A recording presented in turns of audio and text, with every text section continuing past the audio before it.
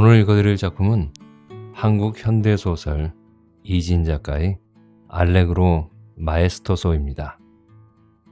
이 작품은 이진 작가의 소설집 알레그로 마에스토소에 실린 타이틀 작품인데요. 이진 작가의 소설 첫인상에 대해 문학평론가인 고인환 경희대 교수는 한마디로 이렇게 말했습니다. 평범함 속에 깃든 비범함이다. 저는 이분의 이런 생각에 정말 100% 공감을 하는데요. 저도 이진 작가의 소설들을 몇 편 읽으면서 이런 느낌을 받았거든요. 일상적인 공간과 일상적인 캐릭터이지만 거기엔 정말 빠져들 수밖에 없는 탄탄한 이야기 구조와 내 마음이 그래, 나도 그랬어 하듯 공감을 이끌어내는 섬세한 심리 묘사를 아주 탁월한 방식으로 표현하는 재주가 있는 작가입니다.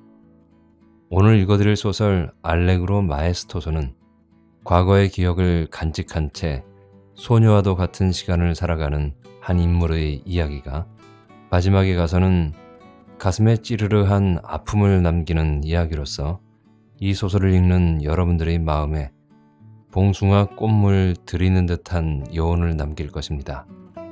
그럼 이야기를 시작해 보겠습니다.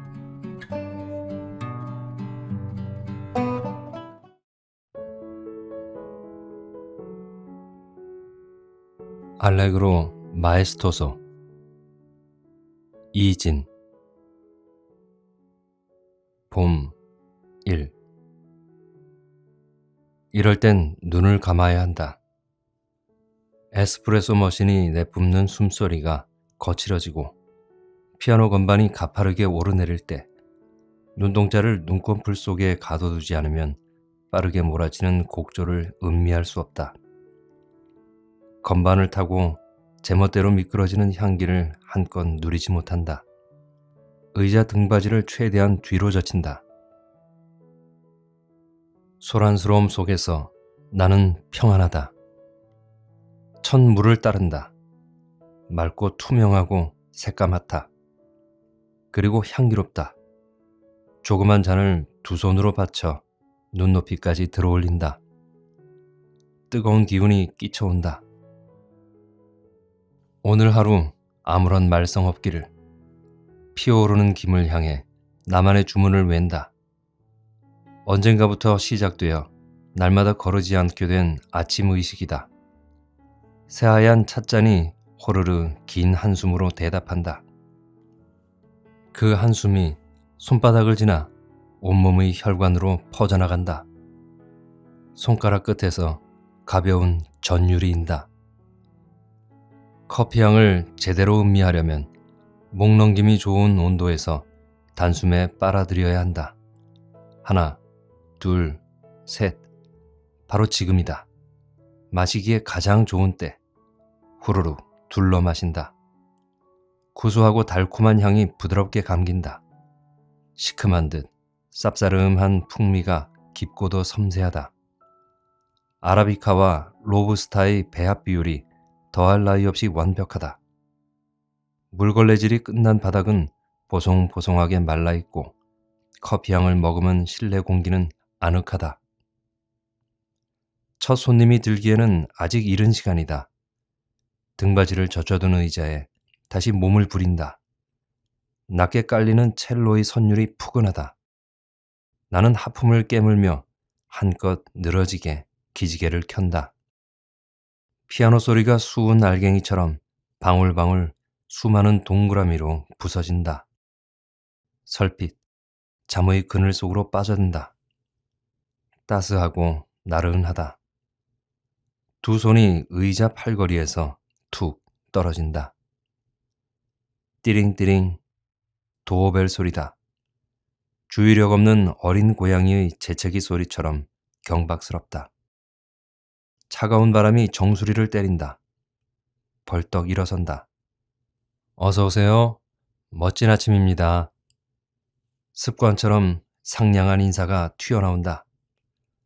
검정색 트렌치 코트를 걸친 여자가 열린 문틈으로 고개를 들이민다. 아침부터 죄송해요. 뭐 좀 물어봐도 될까요?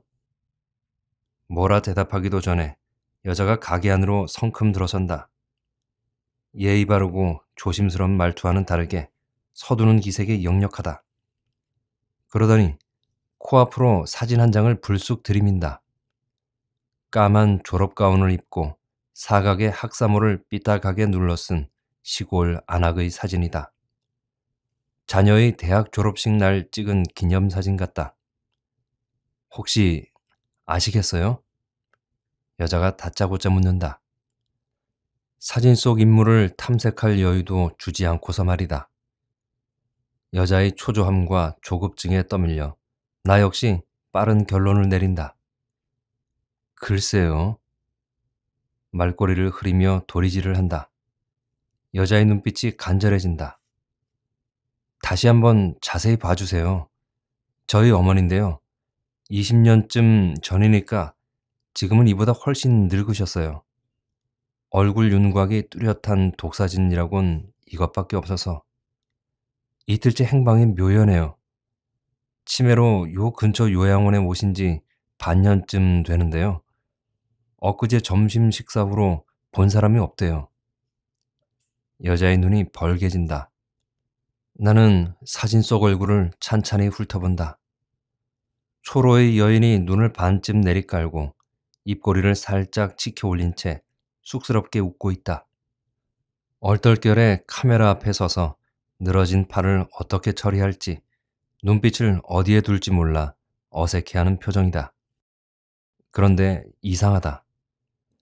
자세히 바라보고 있자니 웃고 있는 그 눈에서 한 줄기 눈물이 주르르 흘러내릴 것만 같다. 살짝 벌어진 순한 인매에서 금방이라도 낮은 울음소리가 터져나올 듯 싶다. 기묘한 분위기다.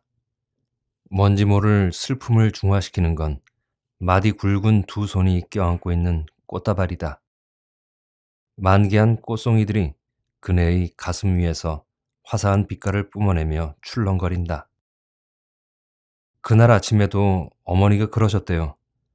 당신 영감님이 면회를 오면 같이 시내에 갈 거라고. 멋진 다방에 가서 커피를 마실 거라고. 요양원 측에선 별로 신경 쓰지 않았다네요. 하루에도 몇 번씩 만나는 사람마다 붙들고 그런 얘기를 해댄 게 습관이다시피 해서. 사진을 바라보는 내 진지한 눈길에 고무된 듯 여자는 장황하게 늘어놓는다. 아이의 판매대 앞 간이 의자에 걸터 앉기까지 한다. 참 우습죠? 울 어머니 평생 소원이 글쎄 남봉꾼 아버지와 시내에서 커피 한 잔 마셔보는 거였다니. 뭐라 대꾸해줄 말이 떠오르지 않는다.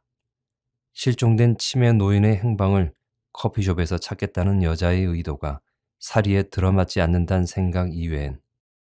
게다가 어머니의 영감님이라면 여자 자신의 아버지일 테니 그에게 물어보면 모든 게 자명하지 않겠는가 말이다.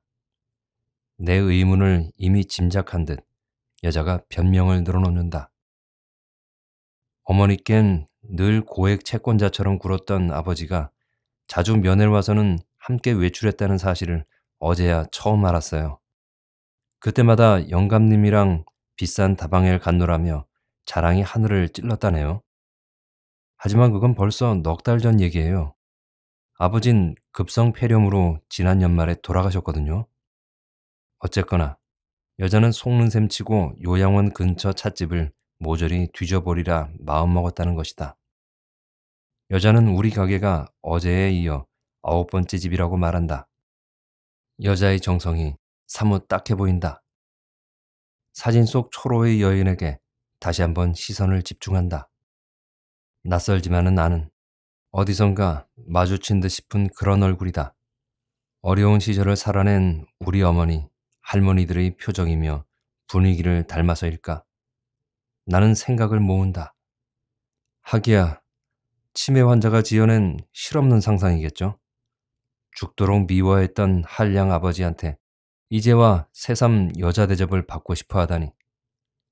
여자는 사진을 지갑에 도로 집어넣는다. 눈가 잔주름 사이로 짙은 그늘이 내린다. 번거롭게 해서 미안하다며 어색하게 웃는다. 웃고 있는 눈동자가 사뭇 촉촉하다. 웃는 것도 그렇다고 우는 것도 아닌 애매한 눈빛이 사진 속 여인과 닮아 있다. 여자는 주문한 커피를 다 마시지도 않고 돌아선다. 작은 종이 달그랑대며 여자를 배웅하느라 수선스럽다. 피아노가 가야 할 먼 길을 가늠하는 사람처럼 주춤거린다. 유리문은 서둘러 미세한 흔들림을 바로잡는다. 커다란 추 하나를 사이에 두고 힘겨루기를 해대던 두 개의 꼬마 종도 언제 그랬냐는 듯 새치름하다. 여자에게 말해주고 싶은 무언가가 휙 스치고 지나간다. 저기 잠깐만요. 굳게 닫힌 유리문이 여자를 부르는 내 목소리를 삼켜버린다. 어른거리던 여자의 코트자락이 이내 사라진다. 나는 주방에서 판매대를 돌아 나와 손님용 탁자 사이를 거쳐 바삐 출입문으로 향한다. 당장 여자를 붙드는 것이 내 평생의 의무인 것처럼 절박하다. 세 평 남짓의 공간이 참으로 까마득하게 넓다. 거칠게 문을 밀어젖힌다. 서늘한 봄바람이 이마를 때리고 지나간다. 거리는 온통 노란빛이다. 갓길을 따라 개나리꽃이 한창이다. 육중한 트럭이 꽃 그림자를 뭉개며 지나간다. 택시가 경적을 울려댄다. 알록달록한 등산복들이 막 정차한 버스를 놓치지 않으려고 숨도 쉬지 않고 달려간다. 여자의 까만 옷자락이 도로 건너편 노란 꽃길 속으로 미끄러져 들어간다. 저기요! 소리 높여 외친다. 여자는 뒤돌아보지도 두리번거리지도 않는다. 잠깐만요. 목청을 더욱 높인다. 여자는 고개를 숙인 채로 그저 나아가기만 한다. 안경점을 지나 과일 가게를 지나 제과점 앞을 지난다. 6차선 도로 건너편은 아마 소리로 가 닿을 수 없는 진공지대인가 보다. 따가운 시선들이 목덜미로 와 꽂힌다. 슬그머니 창피해진다. 정신없이 여자를 뒤쫓아 나온 이유에 문득 자신이 없어진다. 그저 막연한 추측에 불과한 이야기일지 모른다. 지난 가을 1. 늦더위가 한풀 꺾인 9월의 끝 무렵이었다. 첫 손님이 들기에는 아직 이른 어느 아침이었다. 갓 뽑아낸 커피 향을 쇼팽과 함께 음미하며 나만의 고요 속에 흠뻑 빠져드는 중이었다. 방정맞게 딸랑대는 도어벨 소리가 유난히 신경을 거슬렀다. 출입문을 향해 미처 고개를 돌리기도 전에 다갈색 중절모의 노인이 눈앞에 나타났다. 마치 바닥에서 솟아오른 사람처럼 재빨랐다. 주방의 내 전용 의자에 파묻혀 에스프레소를 한 모금 머금던 나는 화들짝 놀라 일어섰다. 앞만 봐도 모닝커피를 마시러 온 손님 같지 않았다. 여기가 코피 파는 다방인가, 마담? 네? 노인의 질문이 무얼 의미하는지 한참 생각해야 했다. 주공 아파트가 어디에 있냐거나 버스 정류장 혹은 지하철 입구 따위를 물어본 게 아니었던 것이다. 커피를 파는 곳이긴 해요. 하지만 다방이라기엔 좀... 코피는 판다면서 다방이 아니라? 이봐요, 마담. 물장사로 성공하려면 얼굴만 빤지르르 해선 안 돼야. 노인은 왁왁 소리를 질러댔다. 누런 이 사이로 침방울이 튀겼다. 입안에서 그윽하게 감미롭게 맴돌던 커피향이 쓰고 텁텁한 뒷맛을 남기며 사라져갔다. 더럽게 재수 나쁜 날이 될지 모른다는 불안감에 사로잡혔다. 그동안의 경험에 비춰볼 때 아침 첫 손님과 그날 하루의 매상 사이에는 엄청난 상관관계가 있었다. 직접 영업을 해보기 전에는 그저 떠도는 통설이거니 했다. 물건을 바꾸려면 아침 시간을 피해야 한다고 충고하던 엄마를 나는 터무니없는 미신의 신봉자쯤으로 치부했다. 하지만 그게 장사꾼들이 감각적 통계에서 비롯되었음을, 엄마의 미신 신봉이 상인들에 대한 세심한 배려였음을 깨닫는 데는 별로 오랜 시간이 걸리지 않았다.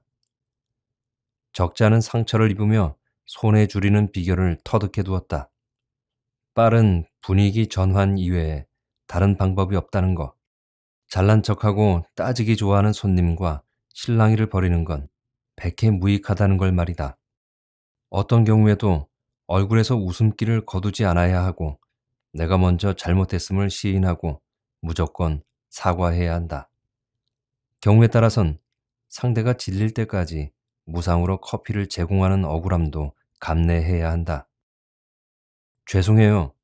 저는 어르신이 집을 잘못 찾아오신 줄 알았죠. 마음속에 있는 불쾌감을 억누르며 볼을 허물었다. 눈꼬리에 애교스런 주름을 잡고 아랫입술은 동글게 말았다. 목소리는 필요 이상으로 가늘고 높게 하여 여성스러움을 과장했다. 딸 같은 여자에게 괜한 일로 핏대를 세운 자신에 대해 부끄러워하며 노인이 서둘러 나가주기를 기대하며 나의 아담하고 예쁜 커피숍에 전혀 어울리지 않는 손님을 빨리 몰아내는 방법이 그뿐이라는 데 생각을 집중하면서 말이다. 그려. 어른 말을 잘 들으면 자다가도 떡을 얻어 먹는 법이여. 노인의 얼굴에 느물거리는 웃음기가 서렸다. 그의 만족스러운 눈길이 나의 얼굴이며 목덜미, 어깨선을 지나 가슴께를 찬찬히 훑어 내려갔다. 둘 사이를 가로막고 있는 판매대마저 뚫어버릴 듯 집요했다. 온몸이 가려워지기 시작했다. 그러면서 풋 웃음이 터져나왔다. 아무것도 어쩌지 못하는 늙은 수컷의 허세는 코미디다. 나는 애써 표정을 다잡으며 물었다. 커피 드시러 오셨어요? 뭘로 준비해드릴까요? 짐짓 사무적인 말투로 깍듯하게 물었다. 노인은 헛기침을 해대며 메뉴판으로 눈길을 돌렸다. 포자, 에스포레스, 아메리카나, 카푸치노. 노인은 글씨를 막 배우기 시작한 어린애처럼 또박또박 읽으려고 애를 썼다. 그의 손가락이 판매대 위에 붙은 메뉴판의 글자 하나하나를 더듬어가며 허공에 점을 찍었다. 기양 코피로 달라 그려요. 어디선가 들릴 듯 말 듯한 여자 목소리가 새나왔다. 연 자줏빛 생활 한복을 정갈하게 차려입은 노파였다. 내가 노인과 신경전을 벌이는 사이 슬그머니 들어와 앉은 모양이었다. 눈을 반쯤 내리깔고 어색한 웃음을 머금은 채 탁자에 팔을 괴고 있는 모습이 여느 할머니들 같지 않았다. 첫 데이트의 설레는 처녀처럼 보이기조차 했다. 나는 그들이 어떤 관계인지 갑자기 궁금해졌다. 그려. 코피 2잔으로 주어요. 주문하는 노인의 말투가 갑작스레 공손해졌다. 조금 전까지 기세등등하던 모습과는 딴판이었다. 모든 정황이 순식간에 이해되었다. 커피숍 문을 열고 당당하게 들어서던 노인의 꼿꼿한 발걸음이며 터무니없는 트집, 그리고 나를 샅샅이 훑던 뻔뻔한 눈길이 무슨 의미였는지. 노부부의 나들이라기엔 서로에게 미치는 긴장의 강도가 너무도 팽팽했다.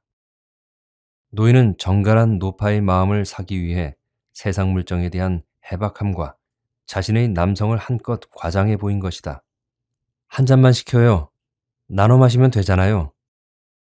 노파는 노인을 자기 옆에 끌어다 앉히며 낮은 소리로 속삭였다. 행여 내가 들을까봐 눈치 보며 조심스레 제안하는 것이었다. 우습기도 하고 어이없기도 했다.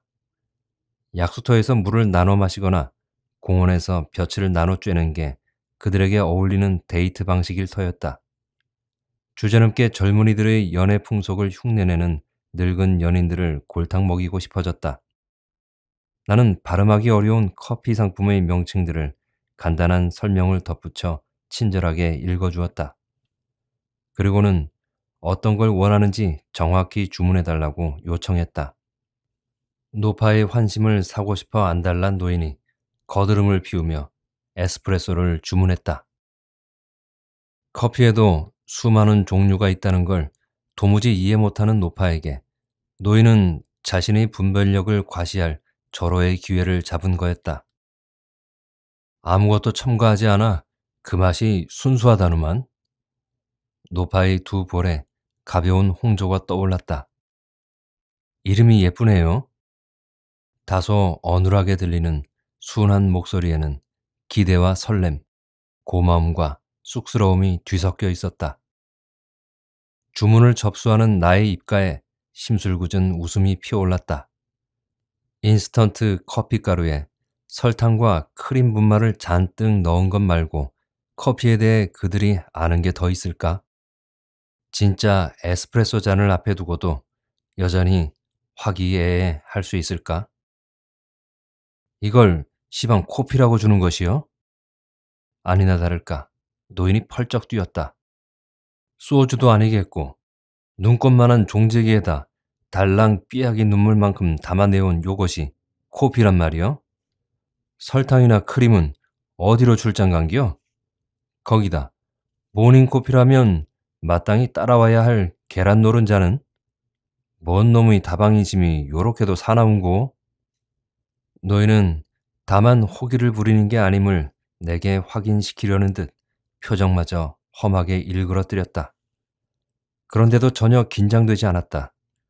웃음이 나오려고까지 했다. 희극영화 한 장면의 엑스트라로 출연한 듯 싶은 가벼운 흥분마저 잃었다. 나의 심술은 한 걸음 더 나갔다. 이게 아무것도 첨가하지 않은 순순한 커피 원액 에스프레소라는 겁니다. 우리 가게는 이걸 전문으로 판매하는 곳이고요. 조금 전에 제가 충분히 설명해 드렸죠? 어르신께서는 분명하고 정확하게 주문하셨고요. 설탕은 여기 있으니 원하시면 넣어 드세요. 그리고는 애써 냉랭한 표정을 지으며 봉지 설탕을 노인에게 한 주먹 내밀었다. 돌이켜 생각해보면 커피숍을 시작한 이래 내가 저지른 가장 어리석은 행동이었다. 연인 앞에서 한껏 자신을 과장하고 싶은 수컷 공작새에게 그렇게까지 모멸감을 안겨줄 필요는 없었던 것이다. 노인의 언성이 거칠어지고 훈계의 수위가 한층 높아졌다. 인심 좋고 후덕했던 옛날 다방 마담들의 행실이 신사임당의 부덕에 비견되고 저울과 계산기로 중무장한 인정머리 없는 세태는 모두 내 탓으로 돌려졌다. 우애와 친교의 메카였던 다방이 천박한 장사치들의 소굴로 전락한 건 역시 내 책임이었다. 그들이 어울리지 않는 장소에 왔음을 깨닫고 서둘러 떠나주기를 바랐건만 분위기는 내 의도와 전혀 다르게 전개되었다. 나는 노인의 거친 항의에 적잖이 당황했다. 그의 항변이 그러다고만 할 수도 없었다. 나는 그들의 커피 향유 권리와 능력을 한껏 무시했으며 무엇보다도 노인을 구애 중인 남성이라는 관점에서 파악하지 않았다. 그의 흥분을 잠재울 비책이 얼른 떠오르지 않았다. 한참을 쩔쩔매고 있는데 엉뚱한 곳에서 노인의 주의를 끄는 사건이 터졌다. 조용히 앉아있던 노파가 구역질을 해대기 시작한 것이다. 퇴! 퇴! 아이고 써라! 나를 이렇게 골탕 먹이려고? 설탕이며 크림 따위를 첨가하지 않은 커피 원액이 노파에게는 씁쓸한 한약 같았을지 모른다. 그네는 목구멍으로 넘어간 커피물을 몽땅 개워내기라도 할 듯 탁자 위고 가게 바닥이고 가리지 않고 캑캑거리며 침을 뱉어댔다. 그러면서 툴툴거렸다. 노인에 대한 원망 같기도 신세 한탄 같기도 한 주절거림이 이어졌다. 눈물, 콧물을 짜내기까지 했다. 부끄럼 타는 소녀 같던 조심스러운 웃음과 말씨는 더 이상 남아있지 않았다. 노인의 얼굴에서 모든 표정이 사라졌다. 그는 멍한 눈길로 노파를 바라보았다. 갑자기 망치 따위로 얻어맞아 얼이 빠진 사람 같았다. 노파가 하염없이 주절거리는 동안 뭐라 변명을 하려는 듯 입술을 달싹거리기도 했다. 노파에게 다가가 그네의 등을 쓰다듬으려고도 했다. 노파가 매몰차게 그의 손길을 털어냈다. 정도 이상으로 격렬한 거부의 몸짓이었다. 어쩔 줄 모르고 허둥대는 노인을 바라보고 있자니 죄책감이 몰려왔다. 그렇게까지 궁지에 몰아넣을 생각은 아니었는데 방금 전까지 기세등등하던 노인의 얼굴에 짙은 피로가 내려앉았다. 모두 다 제 실수예요. 두 분이 드시기에 좋은 걸로 권해드려야 했는데 다시 한 잔 만들어 드릴 테니 노여움 푸세요. 나도 모르게 친절한 제안이 터져나왔다. 노인에게 미안스러운 만큼 노파가 밉살스러웠다. 생식 능력을 상실하고서도 이성에게 도도하게 구는 암컷의 허영이 동질감으로서가 아니라 감추고 싶은 칩으로 공명되었던 까닭이다. 어쨌거나 혹 때려다 혹 하나를 덧붙인 꼴이 되었다. 그들을 달래야 할 뿐더러 청소를 새로 해야 하는 처지에 이른 거였다. 게다가 커피 무료 시음까지. 괜한 심술이 불러들인 적잖은 손해를 감수하기로 마음먹고 얼룩진 탁자부터 닦기 시작했다.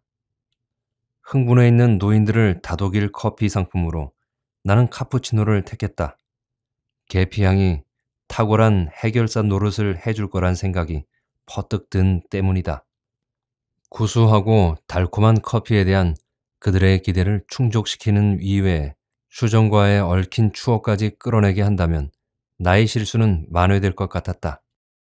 소복이 부풀어 오른 하얀 우유 거품 위에다 짙은 갈색의 계피가루를 살살 뿌렸다.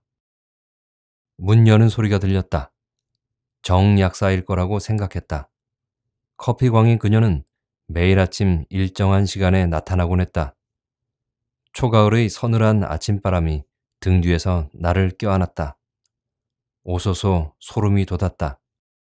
노인들에게 내갈 두 잔의 카푸치노를 쟁반 위에 얹으면서 나는 건성으로 그녀에게 아침 인사를 건넸다. 아무런 대답도 들려오지 않았다. 그러고 보니 노파의 캑캑거림도 웅얼거림 소리도 들리지 않았다. 고개를 돌려 가게 안을 살폈다. 아무도 보이지 않았다. 정역사가 들어온 게 아니었다. 노인들이 인사도 없이 떠난 것이다. 뭔가 허전했다.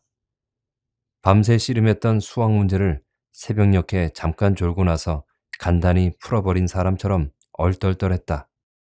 시원스럽기도 했다. 나는 휴 한숨을 내쉬었다. 실내는 손님이 들기 전의 여느 아침과 마찬가지로 고즈넉했다. 장중한 첼로의 선율이 거품 위에 내려앉았다. 지난 가을 2. 마담, 그날은 실례가 많았소. 칙칙. 에스프레소 머신이 증기를 뿜어내는 사이로 쾌활한 목소리가 울렸다. 가슴이 덜컥 내려앉았다.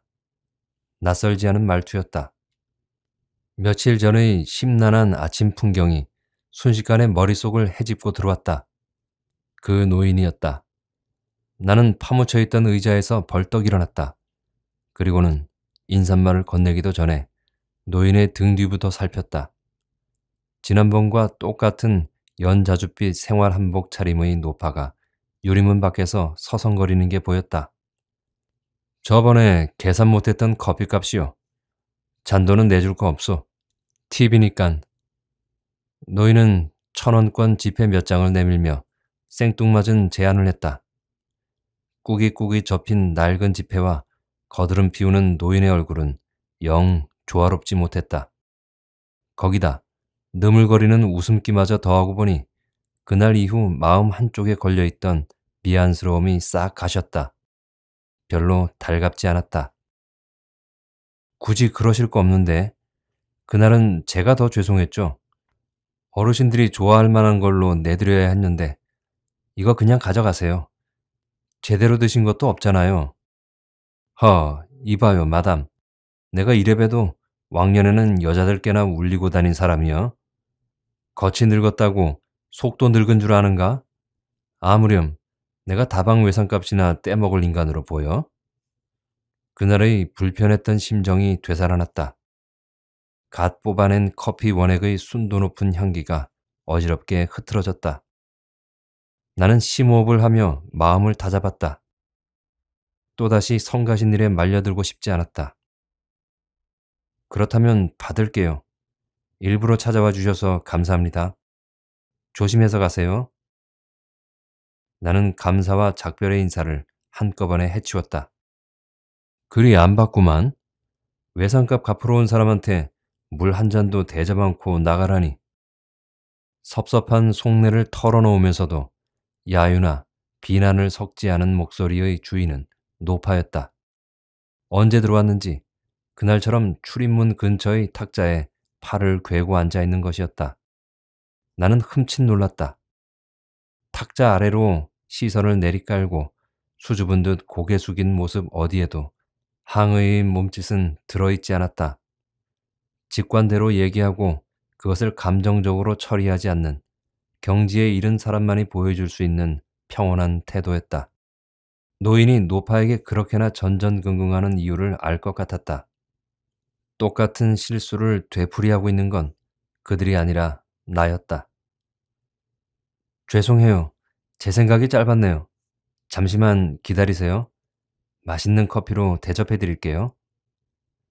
아침 초장부터 공짜 손님을 대접하는 건 나의 장사 철학에 위배되는 일이므로 나는 생각 자체를 바꾸기로 마음먹었다. 잃어버린 돈을 찾아준 이에게 사례를 하는 건 당연한 일이라고. 나는 평소보다 더 많은 양의 우유를 강배전으로 돌려 풍성한 우유 거품을 만들고 커피 원액을 섞은 다음 설탕 시럽을 듬뿍 부었다. 계피가루도 아낌없이 뿌렸다. 매콤 달콤 알싸한 계피향이 코끝을 간지렸다. 조각 케이크도 접시에 담아냈다. 노인들이 더는 우리 가게에 나타나지 않기를 바라는 마음으로 눈이 떡 벌어질 만큼 충분한 사례를 하기로 작정했다. 이래서 단골이 좋은겨? 노인이 목에 잔뜩 힘을 주며 내뱉는 말에 나는 소스라치게 놀랐다. 단골이라니. 분에 넘치는 사례로 미안스러운 마음을 갖게 하여 그들의 출입을 막아보려던 의도와는 완전히 다른 결론이었다. 재앙이 따로 없을 듯 싶었다. 그들에게 현실을 직시하게 만들어야 했다. 지난번 일도 있고 해서 오늘은 제가 특별히 드리는 거예요. 이게 얼마나 비싼 줄이나 아세요? 아마도 우동 서너 그릇 값은 훌쩍 넘을걸요? 아이고, 참 생색은. 예나 지금이나 마담들 행투는 달라진 게 없구만 그려. 알았어. 요담엔 마담한테 내가 커피를 한 잔 사지. 하하하. 호탕함을 과시하려는 듯 노인이 큰 소리로 웃어젖혔다. 나 역시 웃지 않을 수 없었다. 어처구니 없는 노인의 대거리에 기가 막혔다. 멍하게 풀려있던 노파의 눈에 순간 생기가 도는가 싶었다. 누가 말릴 틈도 없이 마시고 있던 커피를 노인에게 획 뿌렸다. 그리고는 거칠게 탁자를 밀어냈다. 쌩 찬바람을 일으키며 순식간에 문 밖 거리로 달려나갔다. 일련의 과정을 바라보면서도 나는 손 하나 까딱할 여유를 갖지 못했다. 그야말로 눈 깜짝할 사이에 벌어진 일이었기 때문이다. 입을 떡 벌린 채 눈만 끔뻑거리는 노인의 태도를 보아하니 나만큼이나 사태 파악이 안 되는 모양이었다. 그도 그럴 것이 소녀처럼 수줍고 달관한 스승처럼 고요하던 노파가 벼랑간 그토록이나 격해지리라고 누가 예상했겠는가 말이다. 노인은 놀라고 당황한 표정을 숨기려 애쓰며 옷자락에 흘러내린 커피물부터 털어냈다. 나는 젖은 행주를 가져와 그의 저고리 깃에 흩뿌려진 흔적들을 지워냈다. 으하하하하, 그놈의 강짜하군. 뭔가 갑자기 깨달은 사람처럼 노인이 혼잣말을 내뱉으며 실수했다. 그러면서 내게 한쪽 눈을 찡긋거렸다. 화를 낼 수도, 그렇다고 웃어 보일 수도 없었다. 나는 서둘러 노인을 내쫓았다. 빨리 할머니를 뒤따라가라고 등을 밀어냈다. 희한한 노인들이 일으킨 말썽을 수습하는 내내 피식피식 웃음이 비어져 나왔다. 서른을 훌쩍 넘긴 나이에 평생 처음 누군가의 연적으로 등장하게 되었음을 자축하는 웃음이었다. 그들은 두 번 다시 나의 커피숍에 발을 들여놓지 않을 것이다. 애인의 곁눈질을 봐줄 수 없는 노파나 연인의 질투를 감당하기 어려운 노인의 이해관계 속에서 비련의 주인공이 될 기회가 순식간에 사라졌다. 푸흐, 내가 맡은 깨름직한 역할이 그들과의 인연을 끝내는 수단이라면 기꺼이 감수하리라. 나는 연극 배우처럼 풍부한 표정을 지으며 거울 앞에서 키들거렸다. 하지만 기대대로 일이 풀리는 경우는 그렇게 많지 않나 보았다. 자칫 삼각관계의 수렁으로 빠질 뻔했던 나의 경험담이 정약사의 수다거리로 떠오르지 않게 될 즈음 변함없는 모습으로 그들이 또 나타난 것이다. 허풍스럽고 명랑하기 그지없는 노인과 연자줏빛 생활 한복을 여전히 차려입은 새침한 노파가 세 번째로 나타났을 때 나는 불가항력의 운명이 있다는 걸 인정하지 않을 수 없었다. 바람이 바위산을 무너뜨릴 수 없듯 내 바람 또한 그들을 몰아낼 만큼은 아닌가 보았다. 노인은 잔뜩 과장된 목소리로 내가 대접해 준 것보다 더 맛있는 커피는 어디서도 찾을 수 없더라고 떠버렸다. 노파 역시 그 점에 대해서는 이견이 없다는 거였다. 마담에게 약속한 커피를 사려고 다시 왔노라며 그는 후줄근한 양복 저고리에서 10,000원짜리 지폐 한 장을 꺼내 보였다. 접은 상태로 얼마나 오래 두었는지 조금만 힘을 주면 두 쪽으로 금방 나눠질 것 같았다. 탁자에 팔을 괴고 순한 표정으로 앉아있던 노파가 노인을 곁에 불러 앉히더니 처음 왔던 날과 똑같은 말로 속삭였다. 우리 건 한 잔만 달라 그러세요. 나눠 마셔도 되잖아요. 노파의 발언을 양해해 달라는 듯 노인은 어깨를 으쓱해 보였다. 여자들이란 어쩔 수 없지 않느냐는 듯이 찡긋거리며 웃기까지 했다. 덩달아 웃을 수도 그렇다고 짜증을 낼 수도 없어 나는 말아올린 입술 사이로 한숨을 터뜨렸다. 그리고는 두 잔의 카푸치노를 준비했다. 피할 수 없다면 즐기라는 고상한 협박은 수험생들에게만 해당되는 말이 아니었다. 두 분이 마시기 편하도록 한 잔을 이렇게 나눠 담았어요. 그리고 제 커피는 사주시지 않아도 돼요. 저는 언제라도 마실 수 있거든요. 나는 쟁반을 그들 앞에 놓아두고 서둘러 판매대 안쪽으로 들어가 앉았다. 할머니의 질투심을 자극하는 상황이 연출되는 걸 원하지 않았다. 늙은 연인들 사이에서 비련의 주인공 따위 절대로 되고 싶지 않았다. 마담, 그 빵 조각도 하나 갖다 줘요. 그날 제대로 맛을 못 봤거든. 나달거리는 지폐를 만지작거리며 노인이 거만스런 표정을 지었다. 나는 접시에다 생크림이 듬뿍 발라진 조각 케이크와 2개의 포크를 얹었다. 탁자 위에 접시를 놓고 미처 돌아서기도 전에 포크 부딪히는 소리가 시끄럽게 울렸다. 내가 판매대 안쪽으로 들어와 앉을 때는 접시가 이미 말끔히 비워진 상태였다. 노인의 얼굴에 더할 나위 없는 만족감이 떠올랐다. 창밖 거리로 멍한 눈길을 주고 있는 노파의 입술에 하얀 크림이 잔뜩 묻어 있었다. 그런 그네의 옆 얼굴이 소녀처럼 해맑았다. 그들과의 만남이 처음으로 평온했다. 쇼팽은 불안감을 떨쳐내고 피아노 협주곡 1번 2단조 알레그로 마에스토소를 연주하기 시작했다. 빠르고 경쾌한 피아노 음률이 오케스트라와 만나 깊이 있고 장중한 분위기를 연출해냈다. 온갖 감정의 결들을 어루만지면서도 어디 한 군데로 치우치지 않는 편안함, 달콤하고 부드러운 음률이 노인들을 감싸고 돌았다. 가끔씩 내는 후루룩 소리가 아니라면 그들이 거기에 앉아있다는 걸 잊어버릴 지경이었다. 단골 손님 몇이 들어섰다. 쉬는 날이면 항상 길 건너 스크린 골프장에서 내기를 하는 이들이었다. 그들은 내기에 건 돈을 계산하고 서로의 실력 품평에 열중하느라 노인들에게 아무런 관심도 기울이지 않았다. 그들의 목소리가 높아지는 만큼 나의 손길도 부산해졌다. 두 노인이 슬그머니 자리에서 일어났다. 나는 한 잔값을 제외한 나머지를 거스름돈으로 노인에게 건네주었다. 수선 피우지 않고 얌전하게 있어준 데다 다른 손님들이 나타나자 자진해서 일어선 데 대한 고마움의 표시였다. 다음에 또 오라고 싸게 주는 것이지? 친절에 고마워하기는커녕 호객행위로 단정하는 노인의 뻔뻔한 얼굴이 밉상이었다. 그렇지만 애써 다정하게 웃어 보였다. 별 탈 없이 그들이 나가주기를 간절히 바라면서. 아마도 그때부터였을 것이다. 새로 갓 뽑은 커피의 첫물을 음미하기 전 그날 하루 아무런 말썽 없기를 바라는 나만의 의식을 시작한 게 말이다.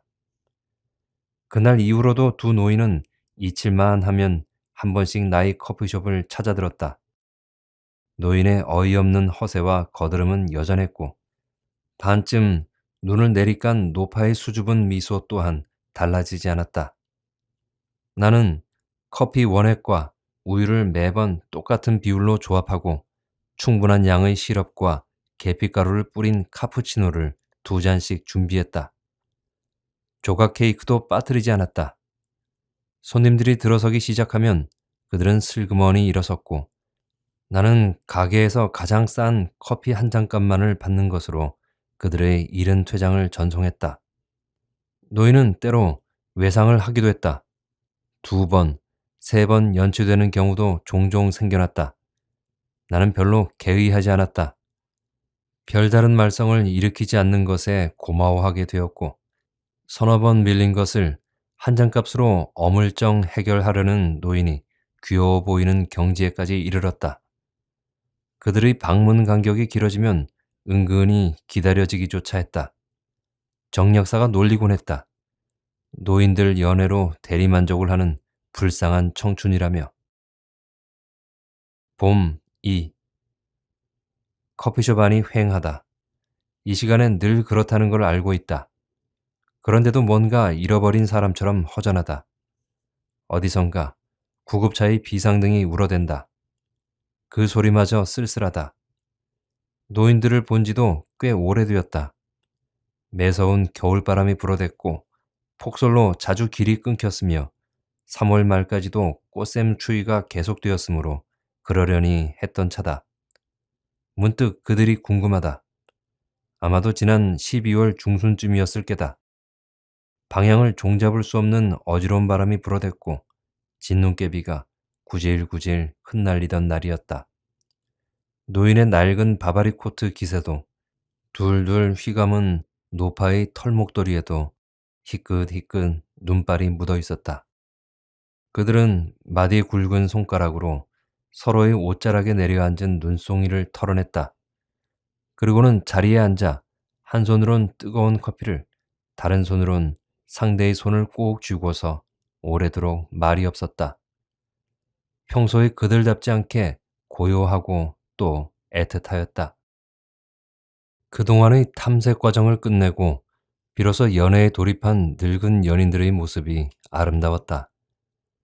행여 그런 분위기를 깰세라 똑같은 음악이 반복되고 있는데도 나는 CD를 갈아 끼울 수 없었다.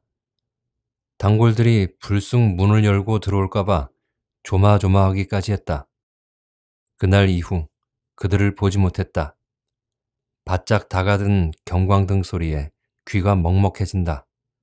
가까운 데서 무슨 사고라도 난 모양이다. 뉴스 시간에 보아온 모든 사건 사고를 떠올리며 유리문 밖으로 눈을 돌린다. 하지만 병원 구급차도 119 긴급 구조 차량도 아니다. 경찰차다. 조금 전에 검정색 트렌치 코트의 여자가 지나간 제과점 앞에서 멈춘다. 차 지붕에 올라앉은 비상벨이 내 목소리로는 가닿지 못했던 진공막을 마구 찢어 밝힌다. 그 과감성에 지나가던 사람들이 모두 발길을 멈추고 경찰차를 에워싼다.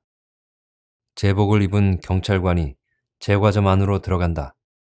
거기서 누군가의 팔짱을 끼고 나온다. 에워싼 사람들 사이로 낯익은 빛깔이 어른거린다. 연 자줏빛이다. 지금껏 그 노인들을 생각하고 있었기 때문에 생겨난 착시 현상일지 모른다. 그런데도 강렬한 호기심이 인다. 건너 길이 보다 잘 보이는 지점으로 튀어나간다. 경찰차가 움직이기 시작하자 사람들의 포위망이 느슨해진다. 막 출발하는 경찰차의 옆구리를 두드리는 사람이 있다. 그 여자다. 조금 전에 노란 개나리 꽃길 사이로 멀어지던 검정색 트렌치 코트를 입은 여자. 차가 멈칫거리자 여자가 뒷문을 열고 훌쩍 올라탄다. 그러는 동안 왼쪽 차창 안쪽에선 저고리 소매자락이 손짓을 한다. 누군가를 간절히 부르는 것 같다. 틀림없는 연자줏빛이다.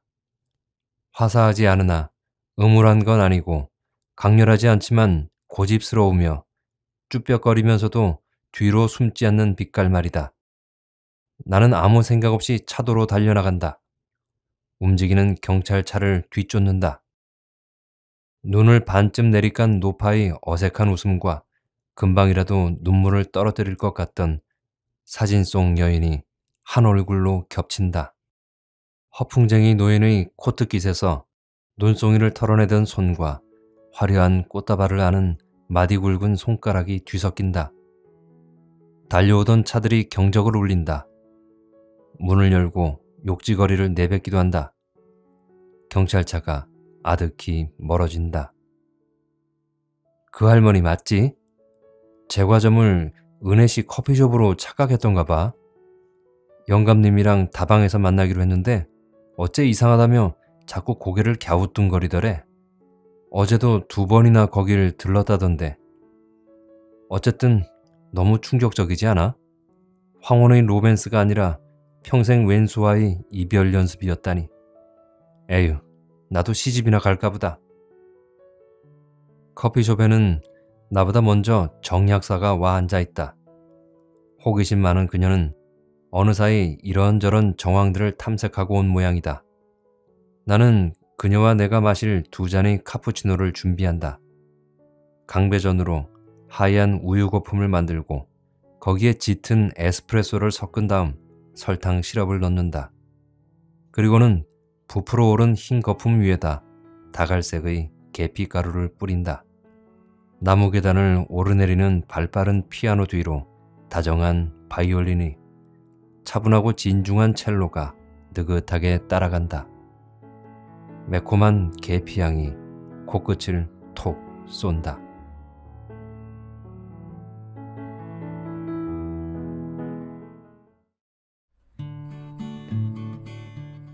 처음에 그 2사람이 커피숍으로 들어왔을 때 주인이 미루어 짐작했듯 저 또한 이제 막 시작하는 노인 커플이라고 생각했습니다.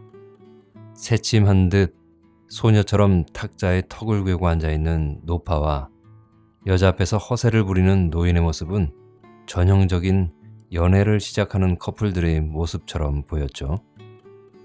그런 커플이 처음엔 마음에 들지 않아서 골려줄 생각으로 에스프레소를 주고는 봉변을 당하는 카페 주인의 모습이 재밌게 그려졌습니다. 저는 이 이야기 중에서 노파가 카페 주인에 대해 질투를 하는 부분이 재밌기도 하고 왠지 마음이 짠해졌습니다. 그건 지금도 여전히 노파는 노인을 사랑하고 있다는 증표잖아요. 사랑. 젊어서도 사랑을 하고 나이 들어서도 사랑을 하고, 사랑은 나이와 상관없이 할 수 있어서 참 좋습니다. 저는 사랑을 사람이 뜨겁게 살아가게 하는 꺼지지 않는 엔진이라고 생각합니다. 사랑하는 사람은 늘 뜨거운 인생을 살죠. 저도 그렇게 살고 싶습니다. 나중에 알고 보니 카페 주인의 추측이 틀렸죠. 그 2사람은 시작하는 연인이 아닌 부부였던 것입니다. 그리고 치매에 걸린 아내를 데리고 커피숍을 찾아다니는 이유가 자신이 젊었을 적 남봉꾼으로 살았던 삶을 후회하며 미안함 때문에 아내의 소원을 들어주고자 그렇게 열심히 커피숍을 찾아다녔던 것이 아니었을까 추측해 봅니다. 그 진심이 닿아서였을까요? 홀로 남겨진 아내는 아직도 그 기억 속 남편의 약속을 기다리며 다방을 찾아 거리를 헤매이고 다녔을지도. 마지막 장면을 상상해보니 뭔가 가슴이 애틋하고 안타깝습니다. 오늘은 이진 작가의 알레그로 마에스토소를 읽어드렸는데요. 어떠세요? 행복한 시간이 되셨나요? 앞으로도 가족분들에게 좋은 문학 작품들을 열심히 소개해 드릴 것을 약속드리면서 오늘 이야기는 여기에서 마치겠습니다. 다음에 또 뵐 때까지 건강하시고 행복하세요.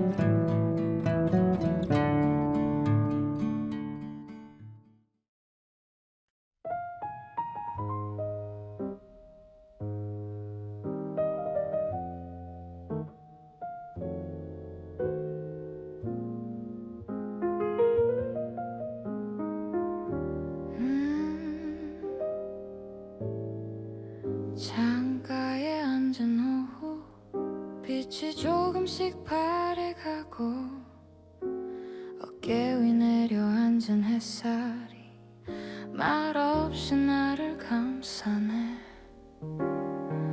계절이 멀어져 가는 소리 그 차린 바람이 채워 이름 모를 그리움이 발끝에 내려와. 계절은 또 아무 말 없이 내 곁을 스쳐가고 손에 쥔 따스한 온기는 조용히 흩어져. 가을이 오면 마음은 하늘을 닮아 닿을 수 없는 구름처럼 너를 또 그리게 돼. 가을이 오면 바람에도 흔들려 잊은 줄 알았던 기억이 노을처럼 번져오네.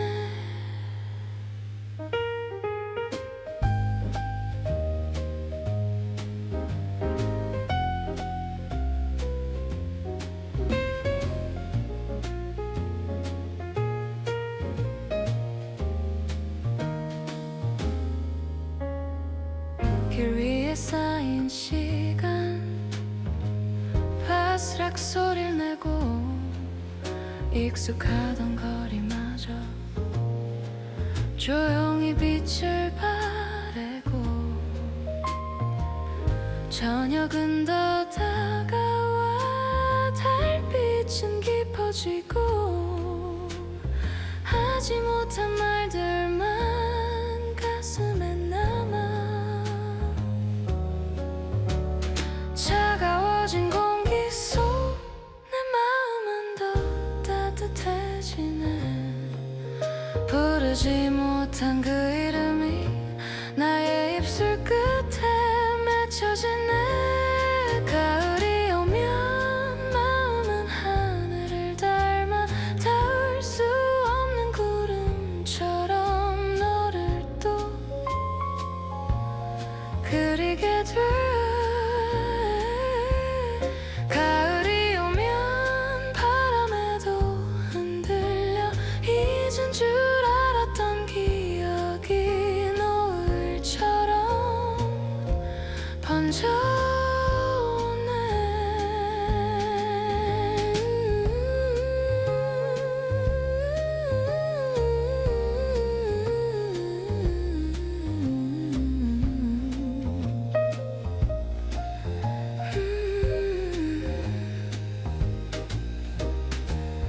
낙엽이 떨어지는 그 소리마저도 너를 부르는 것 같아.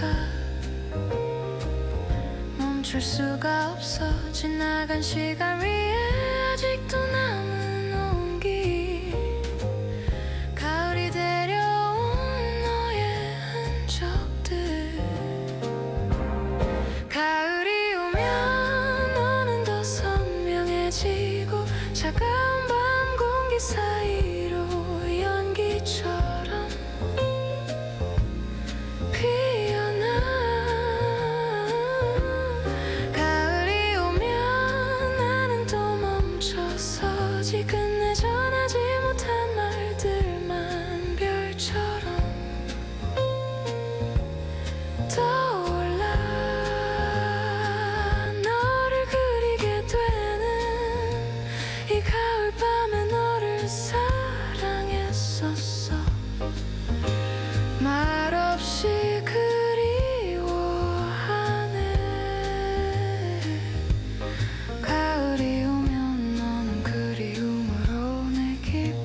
곳에 남아있지.